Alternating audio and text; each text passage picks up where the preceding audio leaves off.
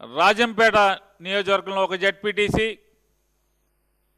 అలాగే కుప్పంలో ఒక ఎంపీటీసీ, అలాగే ప్రకాశం జిల్లాలో ఒక సర్పంచ్. అంటే మచ్చుకు ఎంచుకుని మహా గొప్పగా చంద్రబాబు నాయుడు గారి ప్రభుత్వం ఉప ఎన్నికల్ని మేము సిద్ధంగా ఉన్నామని చెప్పి ఎలక్షన్ కమిషన్తో కూడబలుక్కుని ఈ ఎలక్షన్లు పెట్టారు. ఈ ఎలక్షన్లు పెడతాం ఇంకొక 12 మాసాలు 13 మాసాలు ఉన్నటువంటి టర్మ్ ఉన్నటువంటి ఈ ఎన్నికల్లో పెట్టినటువంటి జెడ్పీటీసీల్లో ఎన్నికలు పెట్టారు. ఎన్నిక మొదలైన దగ్గర నుంచి, నామినేషన్ వేసే దగ్గర నుంచి ఎన్ని తంతులు చేశారు, ప్రజాస్వామ్యాన్ని ఎంత అపహాస్యం చేశారు.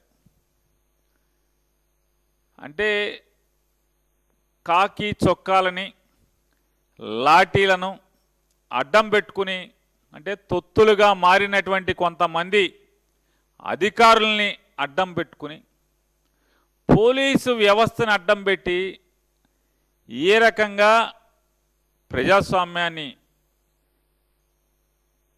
కొంతమంది కాకి బూట్ల కింద ఏ రకంగా నలిపివేశారో, ఛిద్రం చేశారో ప్రజాస్వామ్యాన్ని మనం చూసాం.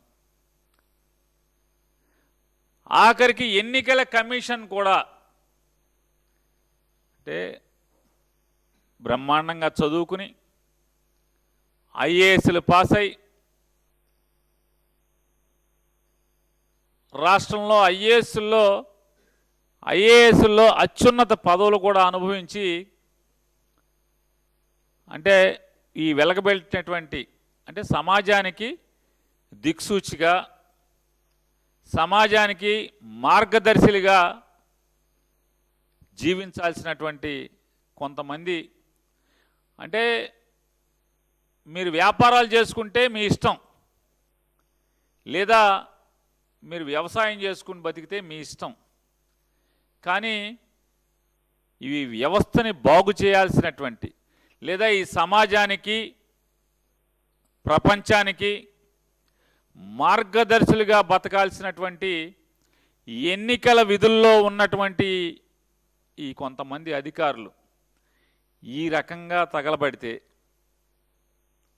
అసలు ప్రజాస్వామ్యాన్ని ఏం చేద్దామని వీళ్ళు ఈ రాష్ట్రానికి, ఈ దేశానికి, ప్రపంచంలో భారతదేశంలో ప్రజాస్వామ్యం చాలా గొప్పగా విరాజిల్లుతుంది. ఈ ఎన్నికలు ప్రజాస్వామ్యబద్ధంగా జరుగుతాయని మనందరం కూడా జబ్బలు జరుచుకుంటూ ఉంటాం బయట మిగతా దేశాలతో పోలుస్తూ. ఇదివరకు బీహార్ని, ఇంకొక రాష్ట్రాన్ని వేలుపెట్టి చూపించి అందరం మాట్లాడేవాళ్ళు పాత రోజుల్లో.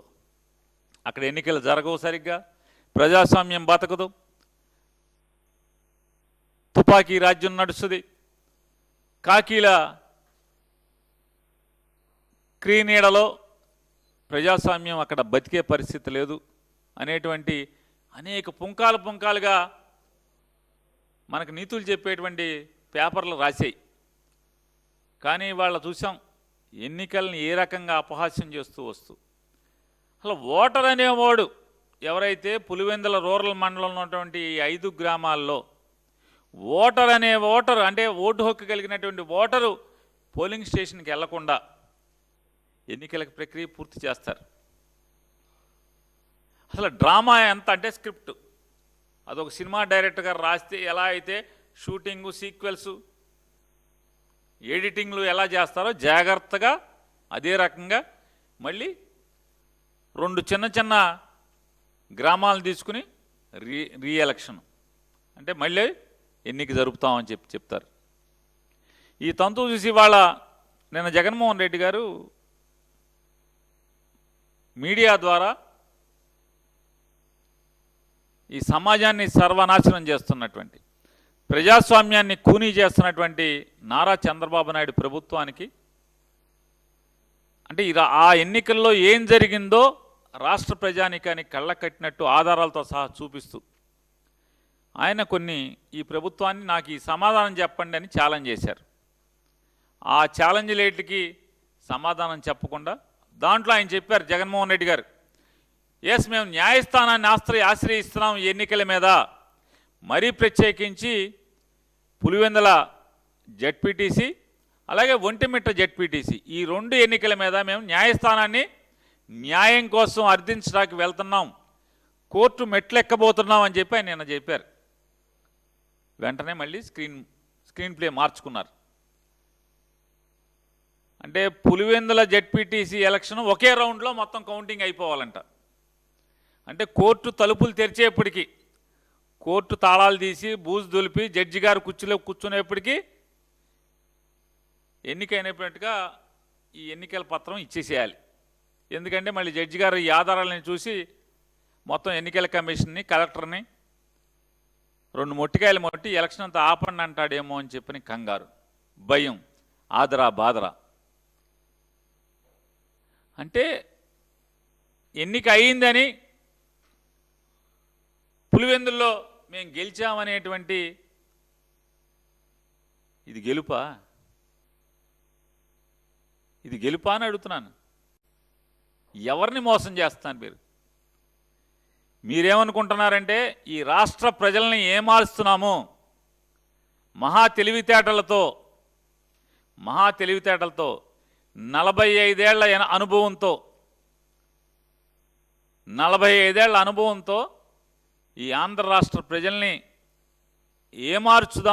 ఏమారుస్తున్నామనేటువంటి పగటి కళలతోనే మీరు ఇవాళ ఈ పులివెందుల ఎన్నికల్ని ఏ రకంగా జరిపారో. కానీ ప్రజల అమాయకులా? ఇట్లాంటి నారా చంద్రబాబు నాయుడు గారు లాంటి వాళ్ళని ఎంతమందిని చూసుకుంటారు? ప్రజలు ఎప్పటికీ అమాయకులు గారు. మీరెన్ని మసిపూసి మారేడుకాయలు చేసి ప్రజలకి చూపిద్దాం అనుకున్నా, పులివెందుల్లో మొదటిసారి ప్రజాస్వామ్యం బతికించాం అని చెప్పని ఈ డ్రామాలకి మీరు ఎన్ని చేసినా కూడా కళ్ళకు కట్టినట్టు ఇవాళ మీడియా అంతా చూపించింది. అంతా ఆంధ్రజ్యోతి, అంతా ఈనాడు, అంతా TV5 కాదు కదా. ఏదోటి న్యూట్రల్గా పనిచేసేవాళ్ళు కొంతమంది ఉన్నారు. వాళ్ళు ఈ ప్రపంచానికి చూపించారు ఆల్రెడీ అక్కడ ఏం జరుగుతుంది అని చెప్పని. వెనకటికేదో చెప్పిన సామెతగా ఎవడే అంటే వీళ్ళ బతుకు బాండారాన్ని వీళ్ళే బయటెట్టుకున్నారు. ఎందుకని? ఘనమైన జిల్లా కలెక్టర్ గారు, కడప జిల్లా కలెక్టర్ గారు చాలా గొప్పడు, అద్భుతంగా ప్రజాస్వామ్యబద్ధంగా మేము ఎన్నికలు జరుపుతున్నాం, స్వేచ్ఛాయుతమైన వాతావరణంలో ఎన్నికలు జరుపుతున్నాం అని చెప్పనేటువంటి డ్రామా మాటలు చెప్తూ ఒక్కటంటే ఒక్క మీడియాని కూడా ఎన్నికల సరళిని, ఓటింగ్ లైన్లని, పోలింగ్ బూతుల్లోకి వెళ్ళటానికి కానీ ఏ మీడియాకి అనుమతి ఇవ్వకుండా వాళ్ళే ఒక కిరాయికి మాట్లాడుకునే డబ్బులకి ఒక సొంత ప్రైవేట్ ఫోటోగ్రాఫర్ని, వీడియోగ్రాఫర్ని పెట్టుకుని వాళ్లే తీసి వాళ్లే బయటికి ఇచ్చారు. వాళ్ళ చేత్తో వాళ్ళ పాపమే పండించుకున్నారు. ఇవాళ ఈ దొంగలు దొరికింది ఎట్లాగా?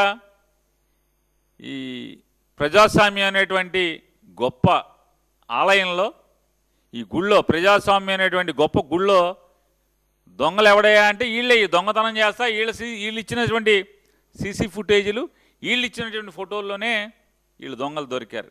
ఆదరా బాదరా లెక్కింపు అయిపోయింది, ఎలక్షన్ అయిపోయింది, గెలిచేశాం.